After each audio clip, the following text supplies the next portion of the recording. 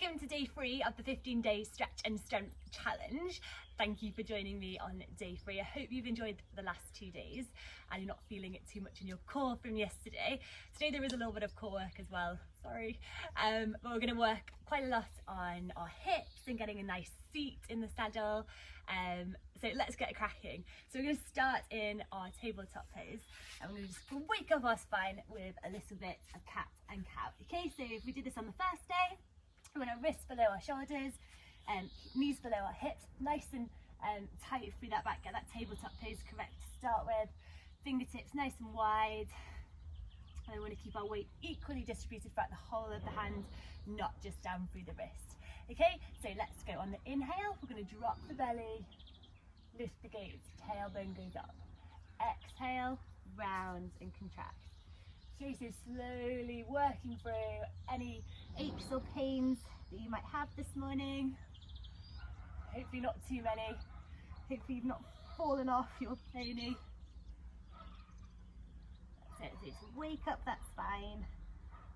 Again, if you're doing these in the morning, you will find yourself to be a little bit stiffer. In the evening, we always supple up by that time. Okay, and then we're going to just go back to our normal tabletop pose. I'm going to move slightly more onto my mat because I'm falling off it. So making sure our wrists are in the correct place, feet are out behind us, and what we're going to do is we're going to lift up and we're going to lift our knees up off the mat and we're going to hold. Okay, so you've got to be really tight and strong through that core. So we're going to lift up, press on the back of our feet, looking down at the mat, keeping that spine nice and straight. That's it, and we just hold. We're not here for too long. That's it, keep the weight throughout the whole of the hand. Good. And relax it back down. Well done, that's quite a toughie.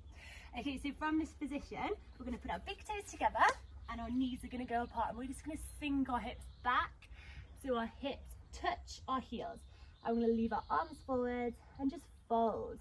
Okay, so this is really good for loosening off those knees, widening those hips with a nice swinging seat whilst we're on the horse. We're not gripping with our knees. If we grip with our knees, our horse will not respond as well to our forward aids, okay? And our horse will move forward, a little bit slower, a little bit shorter in its stride, and it's normally quite unrhythmical. It's not nice to watch. So we want to avoid gripping. Okay, so from this position, you're going to keep your knees and your legs as they are, but you're just going to come up with your arms. Okay, and then what we're going to do is bring our left hand to the center. With our right arm, we're going to look up towards the sky, and then we're going to thread it through the gap, and we're going to rest our right ear and cheek onto the mat. Okay, now this spare hand can either stay where it is, or it can go onto your lower back, or it can go up overhead. That's it. Oh, the dogs are off. But just stay nice and relaxed here. Then we're going to lift up, press with that left hand, and just re-extend. See if you can reach a little bit further that time. Okay, right, we're going to do the same on the other side. So again, our legs are going to stay as they are. Our right hand goes to the center of our body. We lift up with our left hand, and we thread it through the gap. And so our left side of our cheek goes onto the ground. And with our right hand, we can either put it onto our back, up overhead, see what feels comfortable.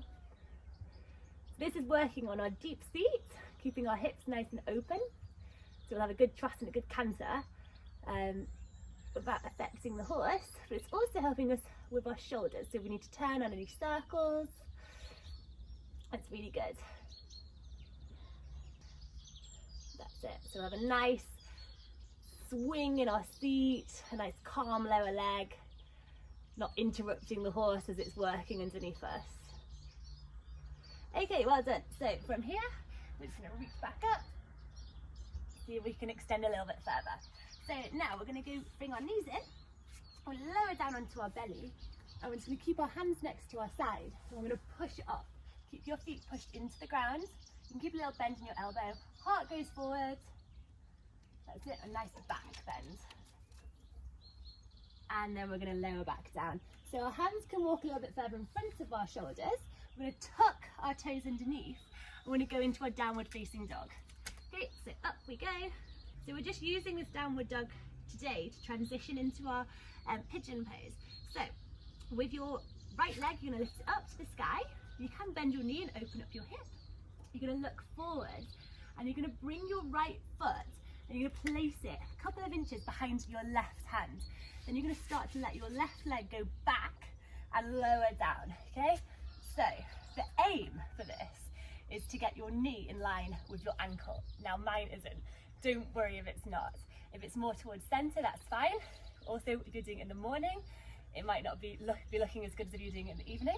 We really want to aim at keeping our pelvis and our hips nice and straight. We don't want to be too twisted, so it's better to have them straight than to be having our ankle in line. Okay, and we want to sink those hips down towards the mat. Okay, you can either stay up tall in this pose with your left leg out behind, or if you want to, you can fold forward. See what feels comfortable for you. Hello, Ottie. So again, these are really good for opening up that seat, the deeper seat, the calmer leg, the better swing in the trot and the canter.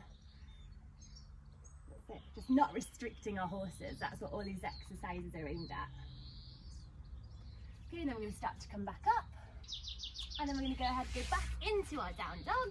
So we lift up, push our heels down, see if we can get our heels a little bit closer to the mat than before.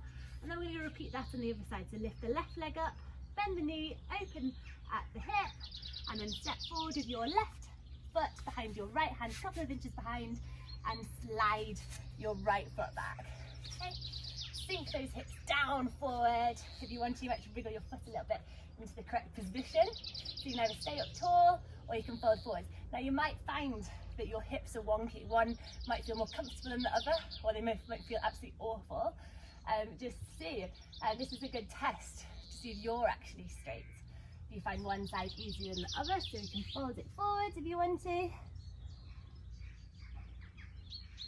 Try to keep your pelvis nice and straight and keep breathing. Throughout this exercise, I find this one really difficult, so just remember it's not forever. Remember why you're here. Keep breathing.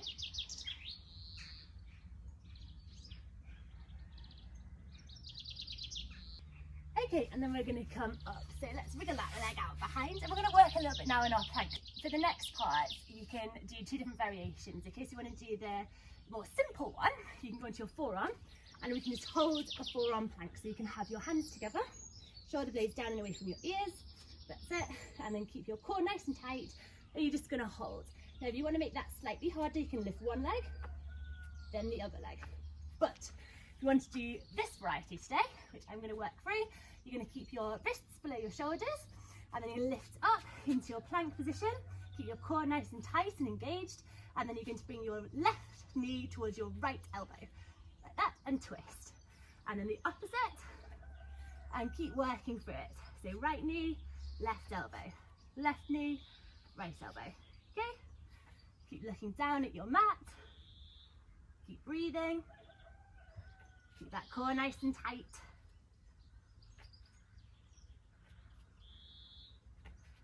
And one more. And relax it back down. So for the next exercise, we're going to get onto our belly. And we're going to have our hands out to the side at right angles. Okay, so throughout this, I'll be looking up because I've got to talk and so you can hear me. But what I want you to do is keep your gaze down.